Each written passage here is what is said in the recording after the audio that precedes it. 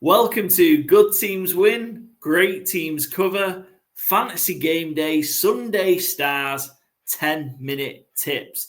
A new show from us off the back of our NFL Weekly Preview. We're going to be in a 10-minute blast sharing our favourite picks for the Fantasy Game Day, Sunday Stars game ahead of each week.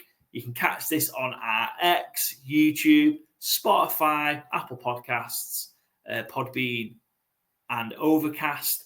And yeah, dedicated Fantasy Game Day episode each and every week of the regular season and probably into the playoffs as well. If you're new to Fantasy Game Day, it is the UK's premier NFL daily fantasy game. You set your lineup, see the points roll in, and you can win some cash. And we are big fans of Fantasy Game Day and especially the Sunday Stars game. Plenty of other games if you're interested. Your dedicated matchups for the primetime games, your ballers matchup, your different variations.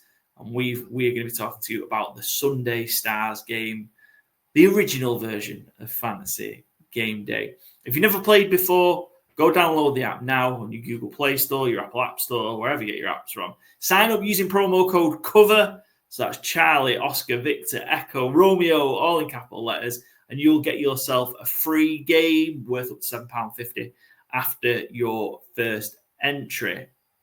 Gentlemen, we're back with Fantasy Game Day. Something new for us to do a dedicated mini episode for us. We usually just include it in our preview.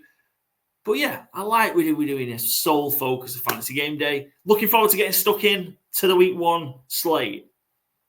Let's go. I think this is the best slate of the season as well because this is where you get to show your knowledge. You know, Gurmeet and the guys don't get to react to what's happened. This is pure, I have a take, I'm going to back it. I'm not going on last week's data. I'm not going on 3 weeks' worth of data. You're going with your gut. Just solid gut plays here. Yeah, some good opportunity to find some value, I think, as well. And shout out to Gameday because he was, of course, our week one guest on our NFL preview show. If you've not seen it yet, go find that. It's the next video down. It's the next episode down. If you're listening on your podcast platform or you're watching on YouTube.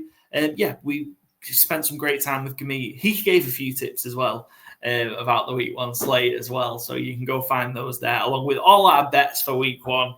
And just fun stuff that we've got going on. So shall we just get stuck into it? Joe, do you want to bring up the overlays for us? Let's talk quarterbacks first. So quarterback key to your Fantasy Game Day lineup. Joe, do you want to share who you've gone with first? Yeah, I've gone with Tua. We talked about a little bit in the preview that me and Byron's gone for the Dolphins over the Colts. I think it's indoor. It's going to suit the Dolphins. I feel like they start the season with the house fight. It feels like a lot of players have got a lot to prove. Jalen Waddle, Tyreek Hill, and Tua itself. So he's actually fit. I think his Indies defense is good up front, but their defensive backs, I don't know if you could name more than one.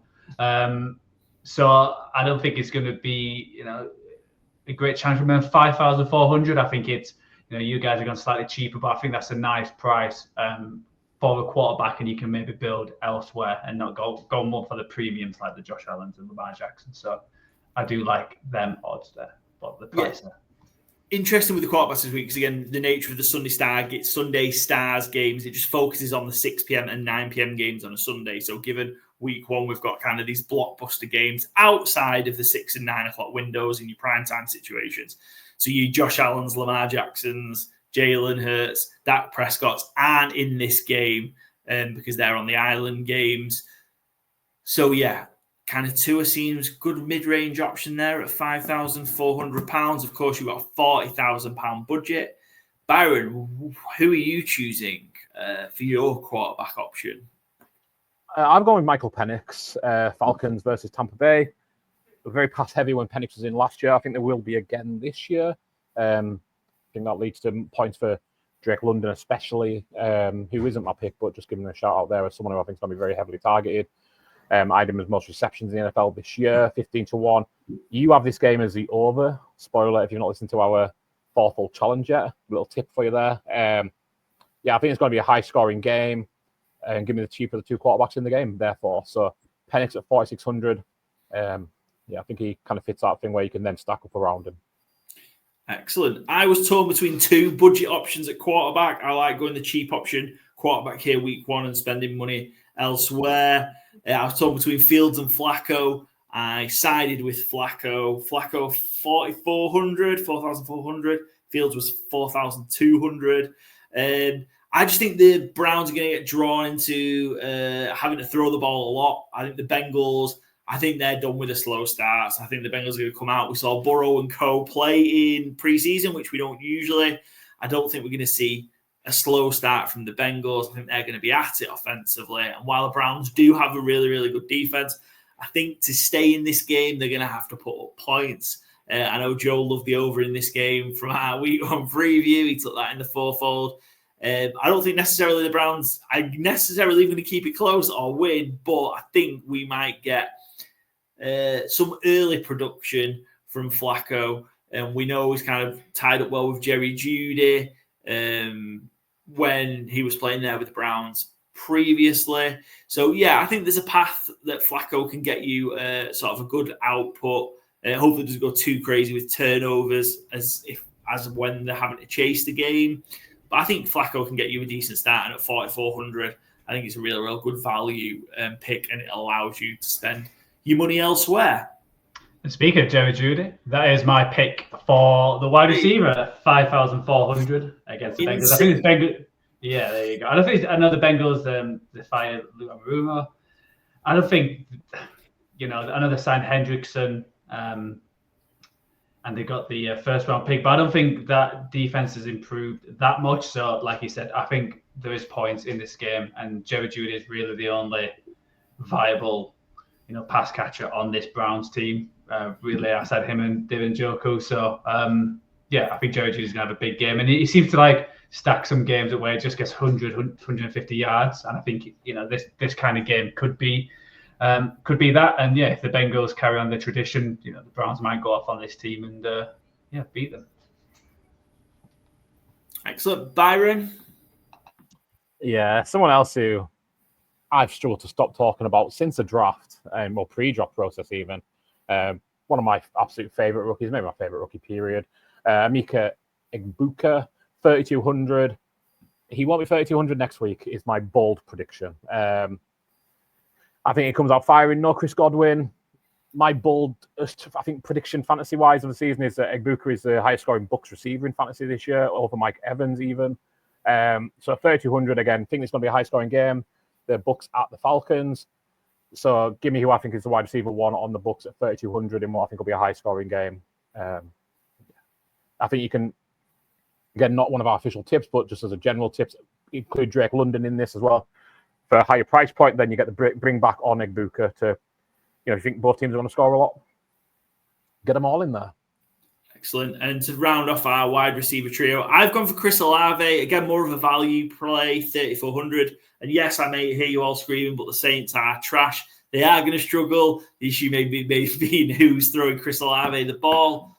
But in his 2 full seasons, kind of had those similar issues, I guess, with kind of inconsistent quarterback play, but that's not stopped him kind of racking up, the yards and big plays. And he's still, for me, the Saints' best receiver and best offensive playmaker. And, they've got Galvin Kamara as well. But I think Olave is going to be the dominant force in the air game for the pass game for the Saints. So I think against the Cardinals, I think it's a good matchup week 1. For this, and while again the Saints are probably not going to win a lot of games, I think they can win week 1, and I think Olave is going to be a big part of any wins they get during the 2025 season. So Chris Olave for me at 3,400. And finishing off, we're going to have a look at our running backs / tight ends. I'll go first. I love George Kittle this week, 5,000. So he's one of your spenny, more expensive tight ends up there with Brock Bowers, who's the same price.